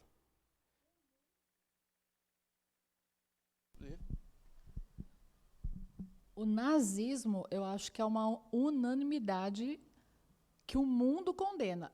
Você vê que o mundo aceita várias vertentes aí de tudo, mas o nazismo me parece que é uma unanimidade. Então eles podem estar usando isso como Então subterfúgio. vamos colocar assim, então.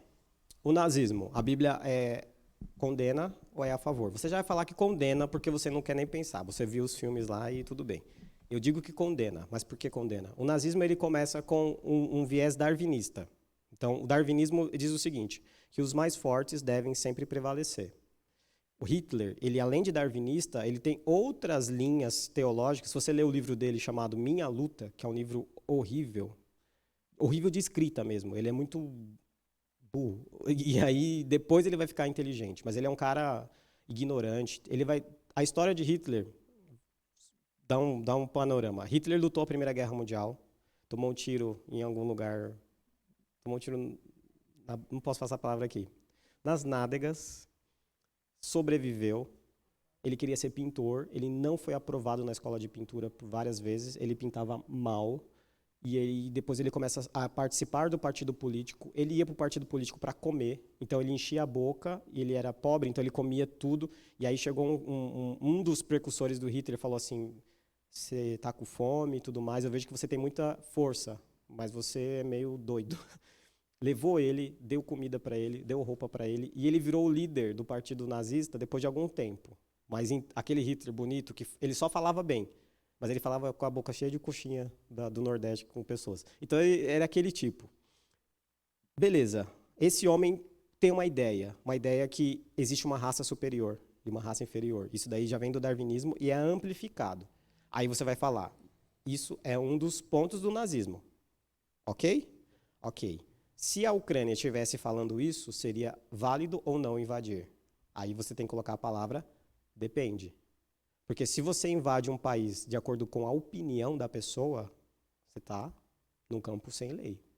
Então você vai ter que invadir o Islã. Todo país muçulmano você vai ter que invadir, porque a opinião deles é outra. Então, através da opinião, você está usando uma arma diferente, que não é o diálogo. Você está usando uma arma militar. Você está dizendo para as pessoas o seguinte, você não tem o direito de ter uma opinião divergente da minha. Então, a Rússia estaria equivocada nisso. Outro ponto.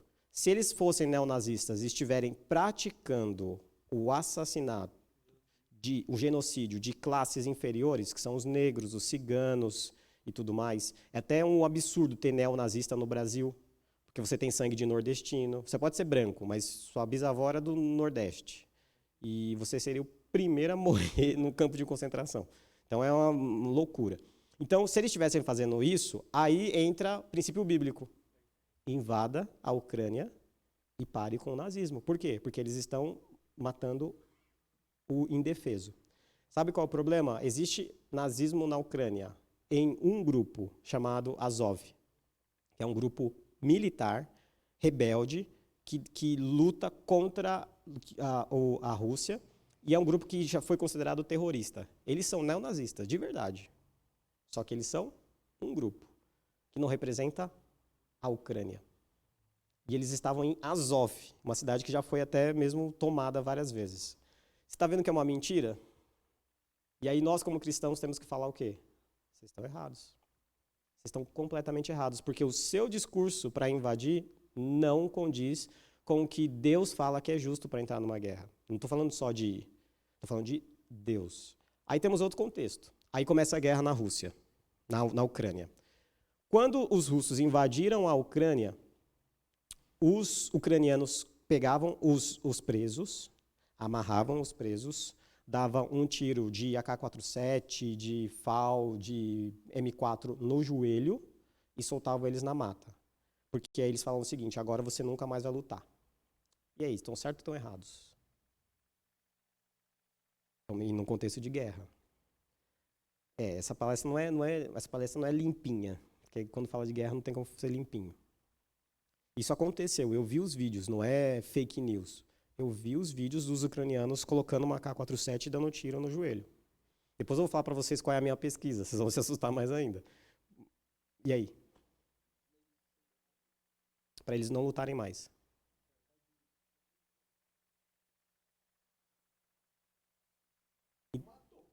Então, mas aí a gente vai ter que olhar. Vamos fazer um esforço de olhar para a Bíblia. Não, vamos fazer um esforço de olhar para a Bíblia. Você capturou ele. A minha pergunta é: qual é o perigo que ele está dando agora? Qual é o perigo que ele está dando? Nenhum. Quando você atira no joelho dele, você está fazendo uma covardia. Aí eles perguntam, mas nós estamos em guerra. Em guerra existem leis. É tanto que a OTAN tem leis que falam, quando você vê no jornal, crimes de guerra. Crime de guerra? O que é crime de guerra? Existem leis. E é interessante que elas são baseadas na Bíblia. Depois fala que a Bíblia não, os seculares falam, não, a Bíblia não. Essas leis estão lá. Então, veja só, a Ucrânia ela pode ter entrado numa guerra de forma justa, ela está se defendendo, mas dentro da guerra ela comete erros, ela comete crime. Então, não é algo fácil de se dizer. Por isso que eu quero convidar você a estudar mais sobre isso. Quero convidar você a olhar para a guerra, não mais com o olho de certo e errado, mas com o olho bíblico, um olho cristão. Nós, teólogos, chamamos de cosmovisão. Cosmovisão é quando você olha qualquer assunto e você consegue enxergar se está certo ou está errado através das escrituras. E aí você vai conseguir julgar melhor se aquilo é algo que Deus aprova ou Deus condena. Eu tenho mais um livro para mostrar, para você me xingar, que é o melhor livro que tem sobre o assunto. É esse aqui. Você treinar o inglês. Ele chama Just War Tradition. É o melhor. Se você puder comprar só ele, você já está... Não empresto, não vendo. Não vou nem passar para você segurar lá que você corre. Chama Just War Tradition. Ele fala sobre tudo isso que a gente falou aqui hoje. E esse aqui, que fala sobre a questão do genocídio. A igreja perdeu a mão. A igreja falava de vários temas relacionados à guerra, relacionados ao aborto, relacionados a outras coisas. E a cultura nos ouvia. Hoje em dia, a cultura tampa os ouvidos para nós. Elas não querem ouvir mais a nossa opinião. Por quê? Porque a gente ficou no nosso gueto. A gente se tranca aqui na igreja e qualquer assunto a gente fala assim, não, Deus não gosta de guerra. Não, olha o absurdo que você está falando. E se alguém que é mais inteligente pegar essa frase, ele vai te colocar no chão dizendo, olha só o Antigo Testamento então. Então, o meu convite para você é que hoje não seja o seu último contato com isso. Estude mais, leia mais sobre isso. E quem quiser, eu vou disponibilizar para o Daniel a minha monografia do seminário. A minha monografia do seminário foi sobre esses dois livros, mais Calvino, Lutero e Agostinho. Então, você vai ter um material em português para você. Depois você vai mandar uma oferta de 80 mil para mim, não para ele. Fica tranquilo. E além disso, já para encerrando já, eu tenho estudado também o Estado Islâmico. Então, no mestrado agora, eu estou fazendo a minha tese nos vídeos de execução do Estado Islâmico. Por que esses vídeos mudaram? Antigamente, os vídeos de execução eram filmados de forma grotesca, simplesmente está ali, corta a cabecinha e tudo acontece de forma rápida. O Estado Islâmico traz vídeos bem elaborados, com inglês, com tudo mais. E aí a minha tese é que eles mudaram isso porque eles querem um califado global. Então eu provo na religião deles que a mudança deles da estética do terror é porque é uma mudança teológica. Então se você gosta disso e quiser conversar, nós conversamos. E por final, eu tenho um pequeno livro publicado que fala sobre a guerra na Síria. Então vocês podem também pedir e eu mando o PDF. O livro custa muito caro na Amazon, R$1. Eu sei que olha que dinheirão. O e-book. O impresso eu não tenho mais. Mas se você não conseguir, você manda mensagem para o Daniel, eu mando o PDF e você manda aquele milhão lá, tá bom? Agradeço por estar aqui. Aqueles que são novos não sabem, eu fiquei 3 anos aqui como seminarista, foi um tempo maravilhoso para mim, um tempo de aprendizado, e tem muitos de vocês que eu levo no coração, E dia 19 eu estarei aqui pregando a palavra de Deus, e a Dani e o Bernardo, se Deus quiser, também estará. E aí a gente vai poder comemorar com todos vocês. Obrigado Daniel, e Deus abençoe. Vamos fazer uma oração para encerrar? Deus, muito obrigado, Pai, por esta palestra, e muito obrigado pela Tua palavra, porque a Tua palavra não nos deixa, Senhor, sem saber aquilo que devemos fazer. A Tua palavra não deixa dúvida. A Tua palavra não nos deixa, Senhor, com nenhum assunto que nós não saibamos como tratar. O que acontece, Deus, é que muitas vezes temos preguiça de olhar a Tua Sagrada Escritura e pensar como podemos aplicá-la na nossa cultura. Nos ajude, Deus, para que possamos voltar a ser relevantes. Que a igreja possa começar, Deus, voltar a opinar sobre tudo. Porque nós temos uma voz, mas essa voz está calada. E estão querendo nos calar cada vez mais. Que isso não aconteça. Que aqui nessa igreja e onde quer que nós estejamos, Pai, possamos ser vozes vivas, ativas, para que a nossa cultura seja influenciada. E tudo aquilo de ruim, de mal que eles estão fazendo, que seja punido. Tenha misericórdia de nós e tenha misericórdia, Deus, do povo da Ucrânia, que tem sofrido. E também tenha misericórdia, Deus, dos soldados russos, que muitas vezes estão numa guerra que eles não queriam estar. Mas te pedimos, aqueles que querem estar nessa guerra, aqueles líderes, Senhor, que têm feito uma guerra injusta, que Tua mão possa pesar o coração deles, para que eles saibam, Deus, que tudo o que eles fizerem, eles serão cobrados. Se não for aqui, Deus, será na eternidade, no inferno, sofrendo, Senhor, as amargas dores por tudo aquilo que eles têm feito. Que o Senhor coloque no coração deles esse peso, que eles venham se arrepender, que eles venham mudar os seus caminhos e que possamos ter paz novamente. Te pedimos isso, em nome de Cristo Jesus. Amém.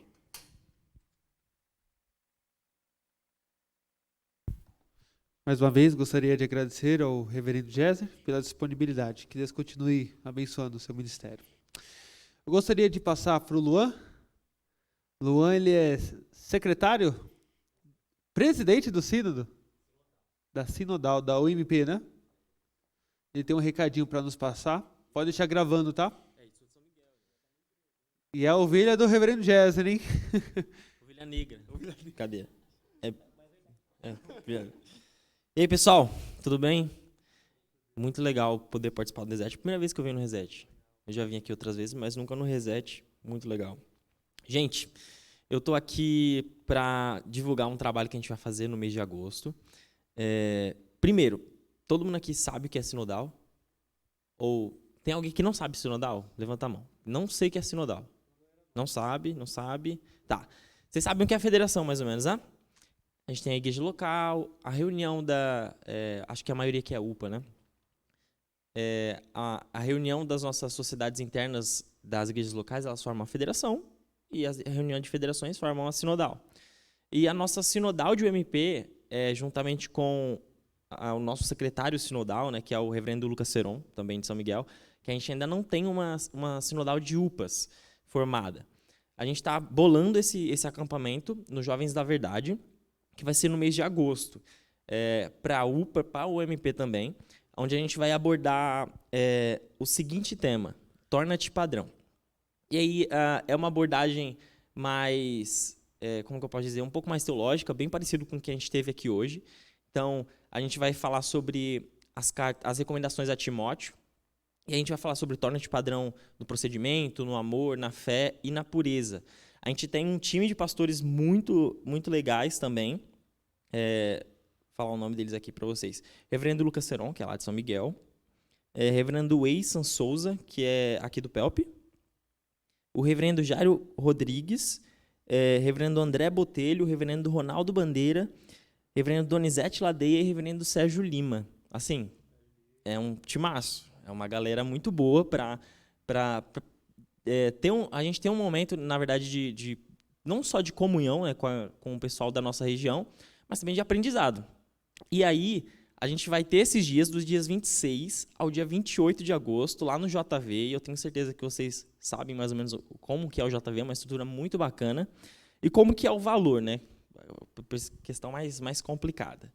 O valor está no valor de R$220, E tá no primeiro lote. O primeiro lote ele vai até o dia 10 de junho. Então, até o dia 10 a gente está no valor de primeiro lote, R$220. E é bem simples o pagamento, a gente é bem tranquilo. A gente está conseguindo já finalizar, por exemplo, a sua inscrição com R$55, você já consegue garantir sua vaga no primeiro lote. Então, você entrando em contato, e depois eu mando certinho para o Daniel, para divulgar entre vocês, com R$55 você já fazendo o Pix, ou você pode também parcelar no cartão de crédito, de diversas formas, você já garante essa vaga e consegue parcelar no decorrer dos próximos meses. Então, até agosto a gente vai estar recebendo esse valor tranquilamente. Então, até o dia 10, quem já quiser, já pode fazer isso. E nesses dias, durante o nosso acampamento, vai ter a eleição da nossa sinodal de UPAs. Como eu disse, ainda não tem a nossa sinodal de UPA e vai ter a eleição nesse dia. Então, é muito importante também que os adolescentes possam ir. Então, é legal também fazer esse esforço. Tá? Então, é basicamente isso. Eu gostaria de só divulgar isso para vocês e pedir para que vocês se esforcem a estar junto com a gente.